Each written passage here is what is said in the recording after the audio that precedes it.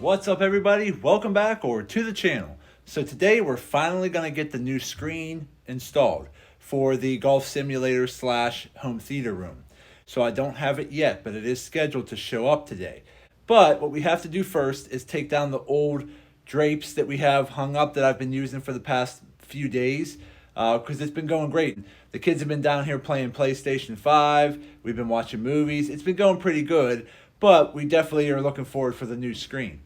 So before we can actually get the new screen installed, we got a couple things we have to do first. Number one, we have to take all this stuff down, which is basically just unhooking the drapes. Then we have to go take a few measurements from the ceiling to the floor.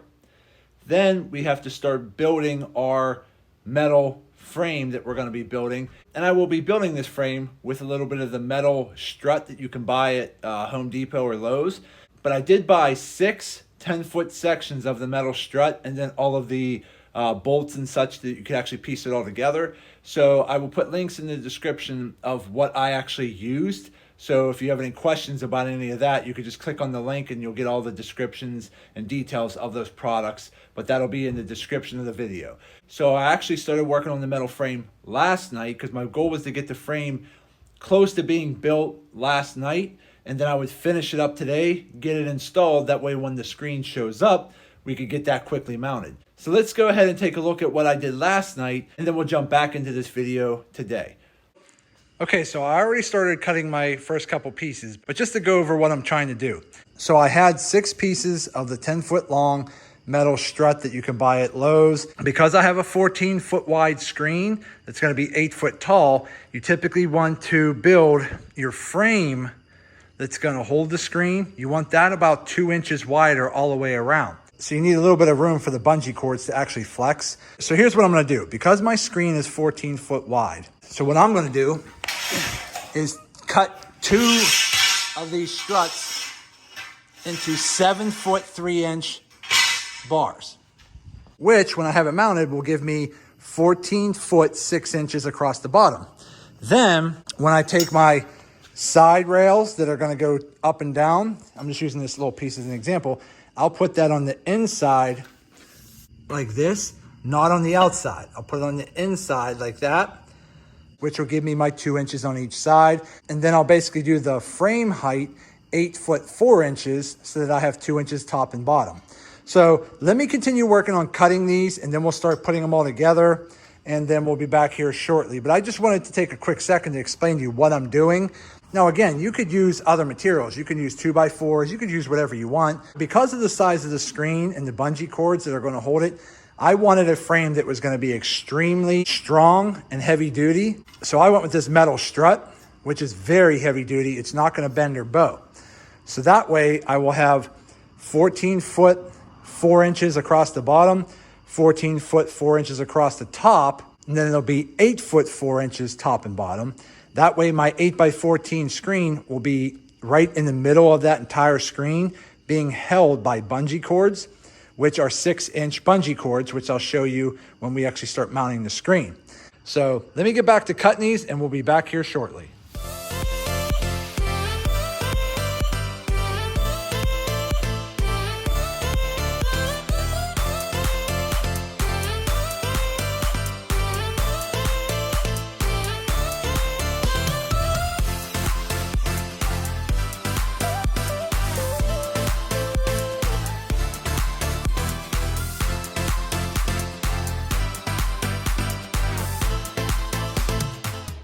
Okay, so now I got all of the struts cut.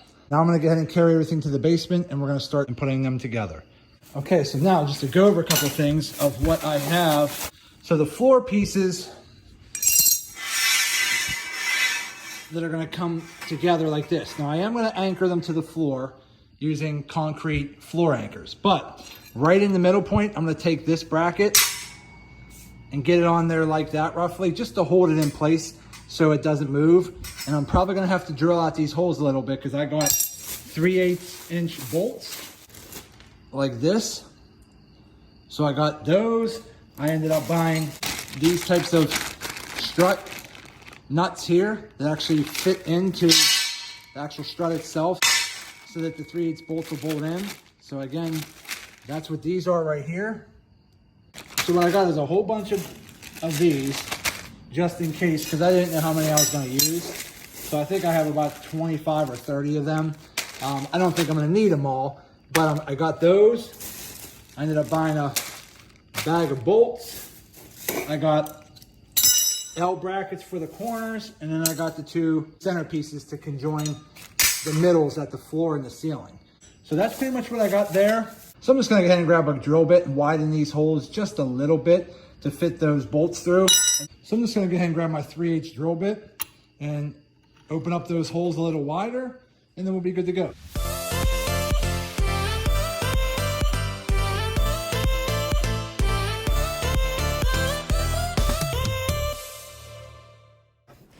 Okay, so here's what we got so far. I brought the metal struts down onto my basement floor here.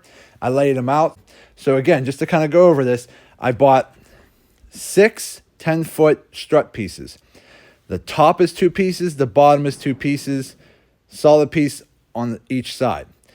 Because my screen was 14 foot wide and I had to take the frame at least 4 inches wider, I actually measured my bottom 2 pieces at 7 foot 3 inches. Both of them, so combined would give me 14 foot 6. For some reason, I was actually thinking my side rails were 1 inch thick, but they're actually more closer to 3/4 inches.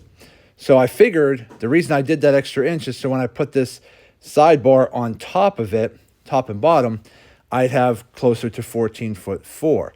I'm actually more like 14 foot 4.5 because of the extra 1/4 inch on both sides, but not a big deal, it'll work either way. And then I cut my top piece here by simply measuring from the floor to the ceiling and then subtracting about 1.5 inches for the top and bottom plate because they're both 3/4, fit that in the middle. So I pretty much have my overall metal frame going here.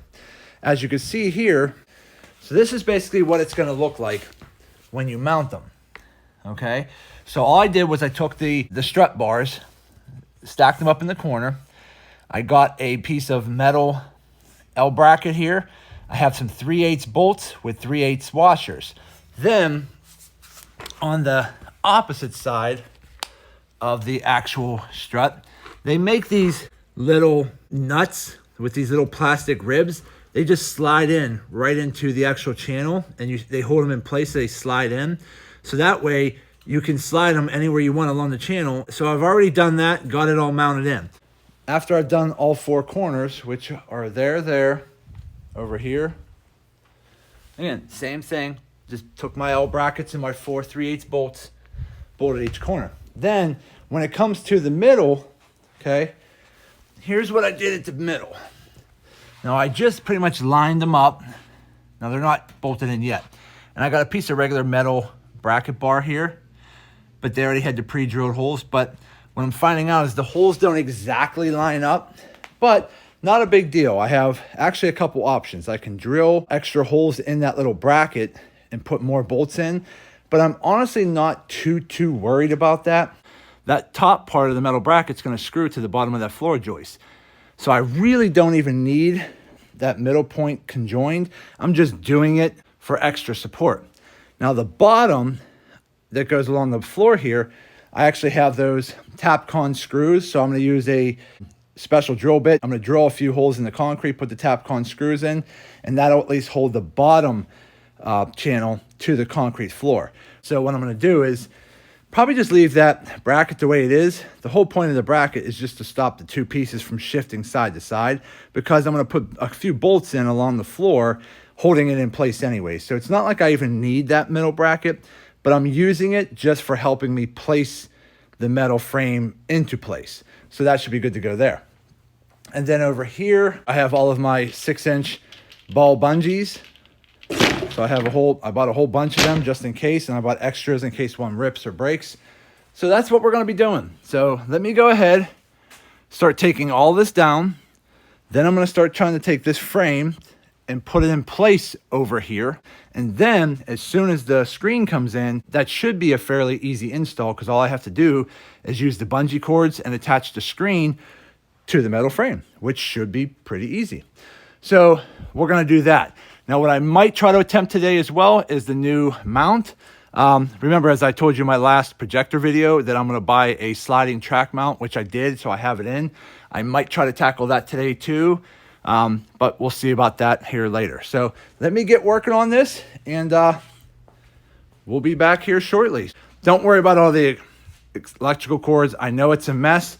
It's temporary, because once I get this up and running, then my next project, in terms of the finished basement project I'm working on, is I'm going to start running all my wiring. So I need to start wiring all my electrical outlets in. I have to start wiring in my recessed lights. So once I get all that done, this isn't going to look like that anymore. That's just temporary, because I ran extension cords from back here up across and over. And then I just have my HDMI cords kind of like just zip tied to the ceiling and ran over here as well. So let me get working on this, and we'll be back here in a minute. Okay, so what I found it to be easier was to actually mount the top track on the ceiling first, because this frame was so big. Trying to maneuver it around the basement and get it into position was just not going to work. So what I did was I disconnected the top bracket. I'm going to mount them to the ceiling first. So as you can see up here, what I did was I just mounted it up there. I actually just drilled a few holes. I got one here, one there. So I got about 5 screws in on there. So just drilled a hole through the metal channel and then put a screw right up through the floor joist. So there's my first bracket. Now, as I said before, I have about 14 foot 8 inches from this wall to that steel beam. So being that my frame is going to end up being 14 foot 6 inches, I came in an inch over here, and then I should have an inch left over there when I'm all said and done. Once I get the whole top frame mounted to the ceiling, then what I'm going to do is I'm going to come in and disconnect my side rails, hook the side rails up, and then basically I'm disconnecting it here and mounting it all piece by piece over here in the position. Just because it's too big to maneuver, it's best to just install it piece by piece. So that's what I'm working on now, so I'll be back here shortly. Okay, so we're back. Here we go. Now, I took down all of the drapes. I actually took some just foam padding that I had laying around. It's like a 1/2 inch to 3/4 inch foam padding, and I just stapled it across here just to add another layer of protection, because my main water meter line is right behind here. And I have a glass block window up here, which shouldn't ever be bothered, but I wanted to kind of black it out and give a little bit of protection, so I shoved a little bit of the foam padding up there as well. So that kind of protects that area. Now over here, as you can see the channel, this ain't moving. A little bit of flex here, okay, but we're talking about maybe a 1/2 inch of flex. But it, you know, these are heavy duty channels. They're not going to bend, and if I do notice in the future I need a little bit more stability there, I'll just throw another 2x4 right here, but pull it forward, and then I could just kind of throw an extra couple screws here to hold it there. But I don't think I'm going to need it. So basically I got all my corners bracketed with the L brackets here, like so. Go up here to this corner, like that, and down there as well. Okay, in the middle, again, I have my metal rebar with 4 bolts at the top as well. So the frame is all leveled out. Okay, as you can see here, bubbles right in the middle. It ain't going anywhere. I actually ended up using some heavier duty lag bolts across the bottom right here from Tapcon. Okay, so you can see I got one right there, a big one right there, 2, 3. So basically I got 6 across the bottom. Okay, but these are pretty heavy duty. Let me see if I can pull one out and show you. So here you go. So these things are pretty heavy duty. They're not going anywhere, and they're not going to break. So that right there is my strut frame that I built for my screen. So then next, I just have to wait for my screen to come in, which is out for delivery. So I'm just waiting on it. But this is the main reason I went with the metal strut, is because it has these holes right here. So I can actually just take my bungee cord, wrap it around these holes, and attach it right to my screen. That way I have plenty of anchor points for a lot of different bungees to go around to hold that screen and give it some flexibility, but still keep it taut enough to have a nice straight screen so I'm not getting any kind of wrinkles or lines in the screen. Now, I'm sure coming out of the box, the screen's going to have some lines in it just because it was folded, but I'm assuming that after it stretches out, warms up in the basement, and I hit a few golf balls into it and so forth, it'll actually straighten out more. But that's it. So that's as simple as what I've done. But again, when you're doing the metal strut frame, I'd say in terms of cost, these 10-foot strut pieces were on sale for about $19 a piece. So again, I got 6 of them. And then all of the little bags of the nuts and bolts. Again, each bag, which contained about 5 of the special nuts that go in the back of the strut, they were about $4 a bag. So I might have, maybe $20 tied up in all that. And then the bolts were like 30, 40 cents a piece. So, not much there. On average, without actually breaking out the receipts and doing the math, I have probably at least $150 tied up in this metal frame. Now, could I have done it cheaper with 2x4s? Absolutely. But if I was going to do that, I probably would have double stacked my walls here. But here is the problem. If I double stack the walls here, because I have to account for some framing I'm going to do around the beam later, that's why I needed a little bit of space over here, because I needed space to frame that out at a later point. But if I ended up double stacking my 2x4s, I might not have been able to center everything correctly, because then I'd probably want to double stack 2x4s over here. Single stack 2x4 would probably bow a little too much for my liking. Plus 2, with a 2x4, I'd have to drill a lot of holes in it to put anchor screws in it, or with the little round eyelets for the bungees to grab onto. So it just would have been, I would have saved maybe half the cost. Maybe I could have did it all for, $70, $80 just because of the price of lumber nowadays. I just didn't want that.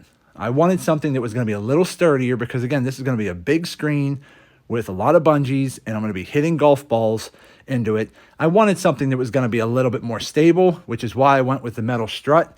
And so far, I'm really happy with it. I think it's going to turn out great, and I can't wait to get my screen installed. But once the screen comes in, I will show you how I'm going to install it and how I'm going to kind of finish it out with the black drapes on the side. And hopefully we'll have a finished screen ready by later tonight. So be back here shortly. Okay, and real quick, I just wanted to show you, I did go ahead and get that sliding projector mount installed. So I have it all leveled, good to go. And what's nice about a sliding projector mount like this is that you can actually unscrew these bolts here temporarily just to loosen it. And then this whole track could slide forward or back to get your screen perfectly centered where you want it. It also allows for front to back movement to tilt your projector up or down. It allows for side to side movement and left to right movement. And then you can actually move the whole mount back and forth. Really, really nice. I got that from allsportsystems.com, and I'll post a link in the description. But again, it's a little over $100, maybe $120 for that mount, which I understand you can buy mounts like I had before for like $30 or $40. But having the ability to have more flexibility and mobility and moving this around to get it exactly where you want it, or if, let's say, I was running a program that needed more of a 4:3 format instead of a 16:9, I can go ahead and slide that forward and take advantage of that. So having a sliding projector mount does come in handy. So again, I did switch to that. Everything went pretty good. My projector's set as close as I can get it for now. And again, last thing I'm waiting for is the screen at this point. Okay, so the FedEx truck finally delivered the screen. So let's go ahead and get this thing opened up. Now I have a black comforter here that I'm gonna use behind the screen. So basically on the back side of this beam, I'm gonna staple a comforter behind the screen. And the main purpose of that is when you're hitting into an impact screen, allows for a little better dampening. So I'll be doing that afterwards. But let's go ahead and get this opened up. Okay, so there we go. We got our nice impact screen ready to go. So let me go ahead and get this unwrapped, and we'll be back here in a second. Okay, so we have it unraveled, and this is my screen laying on the floor. You're actually looking at the front of the screen here. Now, I did have this custom made from Carl's Place online. It's a website that handles a lot of different golf impact screens, golf simulators, all kinds of stuff. So if you need anything related to that, definitely go check them out, because they're a great resource and their customer service is superb. Now, this screen here, now a couple things I want to point out. Again, this is 8x14. So it's 14 foot wide, 8 foot tall. Now keep in mind, when you're trying to measure for your screen and you're getting a premium screen like this, you're gonna have about 1.5 inches to a 2-inch border around the entire perimeter of the screen. And your screen's not gonna be truly 8 foot high. It's gonna be about 1.5 inches to 2 inches shorter because of the actual border with the grommets. Now, as I mentioned earlier, I had mine custom made with this 7-inch flap. Now, the purpose of the flap is when I put my bungee cords on, this flap will actually flip over and cover up all of those bungee cords in the frame so you won't see it. So it has a nice, perfect looking seam there. That's what I was going for. And it does have a Velcro side to it. So if I do want to use any type of other Velcro, I can put my Velcro strip down. This will then flip over and Velcro to it. But I'm not worried about the Velcro at this point, but for now, I just wanted to kind of go over the screen and what it's going to do. So let me start working on installing this. Now, what I'll be using to hang them are these. These are actually 6-inch ball bungee cords. Let me drop a few here. So that's basically what they are, okay? So I'm going to go ahead and start mounting this to my frame that I installed, and then I will be back once I get it at least hung up a little bit so I can start showing you how to use these. So let me get working on this and I'll be back here shortly. Okay, so I went ahead and I got the whole top bungee corded in. What you probably want to do is start from like a corner. If you know you need about 2 inches on either side, then I would probably say start from a corner, and you're gonna have to play around a little bit. Don't put all the bungee cords in. Only put like 2 or 3 in until you can actually go back and forth and check to make sure your screen is pretty much centered within the frame that you designed. Then once it's pretty much centered, then you can go ahead and put all your top bungees in. Now, I already started on the bottom, but I just wanted to show you how you do it. It's pretty simple. When you have a strut channel like this, it has all your holes. So basically you line up your grommet with roughly whatever holes close by. And then what I do is I take the bungee cord, the loop, I put it through the bottom, and then I tuck it out through the top. So basically it's gonna look like this. And then I take the loop, tuck it through the grommet, and then you basically just tuck it over the ball, and the ball holds it in place. So that's as simple as it is. It's really not that hard. Now I'm gonna go ahead and finish all the rest of my bungee cords. I don't remember exactly how many I needed, but just make sure if you are getting a screen from them that you ask them based off the size that you need, how many bungees you need. And then I would probably recommend buy like 20 more because these bungees are only like 35 cents a piece. So I ended up buying like 20 more than I needed just because I figured in case they dry rot or they break or they snap, I always have backups until I can order more. So that's what I would recommend. But so far, it's coming along. Again, this is a premium impact screen, so if you look close enough, the netting is so tight, but it's flexible so that when I hit a golf ball into it, the screen will absorb the ball and then it should just drop right down to the floor. So let me continue on and we'll be back here shortly. Okay, we're back. We got the PC, we got the SkyTrack, we got the monitor, we got the PS5. Now we have the 8x14 premium impact screen all hooked up and ready to go. So this thing looks real good. You can see here, flexible. Now again, the screen is a little tight right now, but I assume because it's brand new out of the box, after it sits here stretched out for a little while and we hit some golf balls into it and try it out, I'm sure it'll stretch out a little bit and then we can retighten everything and adjust things at a later date. But so far, really happy with how it turned out, and I'm really excited to put it through its paces. So that is it, guys. That is how I hooked up my golf impact screen from start to finish. And so far, I'm really happy with the screen. The quality is amazing. The stitching was amazing.